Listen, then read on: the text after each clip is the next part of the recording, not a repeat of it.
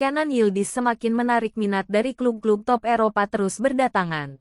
Penampilan konsisten pemain berusia 20 tahun itu membuat namanya masuk radar elit benua biru.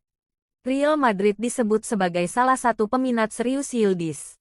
Raksasa Spanyol itu dikabarkan memasukkan namanya dalam daftar belanja untuk memperkuat lini serang masa depan. Yildiz juga meminta jaminan terkait ambisi besar klub di masa depan.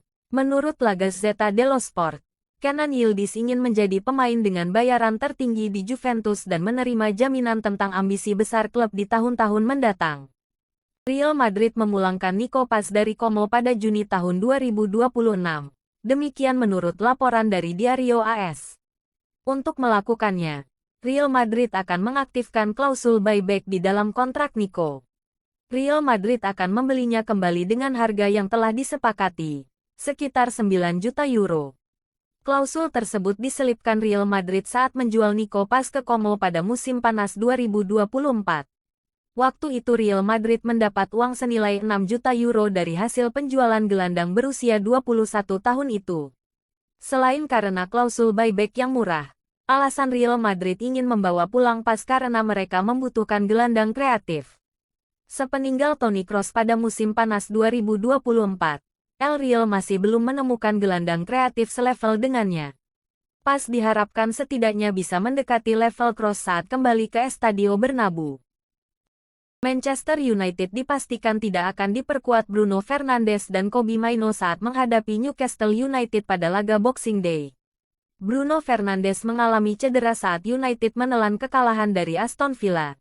Sementara itu, Kobbie Mainoo mengalami cedera saat sesi latihan sehari sebelum laga melawan Villa. Absennya Bruno Fernandes menjadi pukulan telak bagi United. Sejak bergabung dari Sporting CP pada Januari tahun 2020, pemain berusia 31 tahun itu nyaris selalu menjadi andalan. Ia hanya absen 9 kali dari total 221 pertandingan Liga United dalam periode tersebut.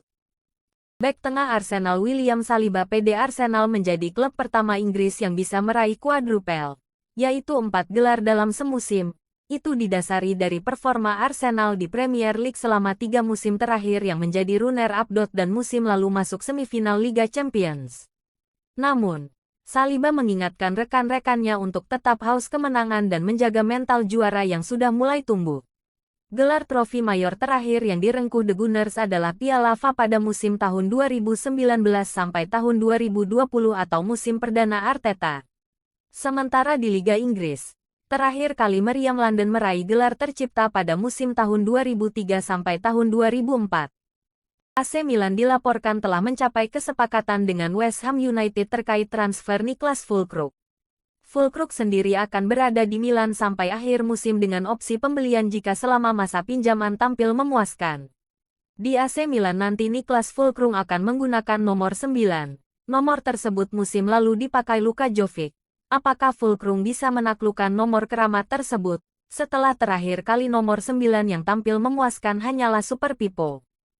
Manchester United berhasil mengalahkan Newcastle United dalam lanjutan Liga Inggris pekan ke-18 di Stadion Old Trafford. MU bermain tanpa diperkuat Bruno Fernandes, berhasil unggul lebih dulu di menit ke-24, hasil sepakan voli Patrick Dorgu. Gol itu menjadi gol perdana Dorgu untuk MU sekaligus satu-satunya gol yang tercipta di pertandingan ini. Dengan hasil ini MU naik ke peringkat 5 sedangkan Newcastle tertahan di papan tengah. John Hartman dilaporkan semakin dekat untuk menukangi tim nasional Indonesia. Hal ini didasari oleh rekam jejaknya yang impresif di kancah internasional. Hartman berhasil membawa timnas Kanada lolos ke Piala Dunia 2022 setelah absen selama 36 tahun. John Hartman adalah pelatih berpaspor Inggris dan kabarnya telah menolak tawaran dari timnas Jamaika dan Honduras.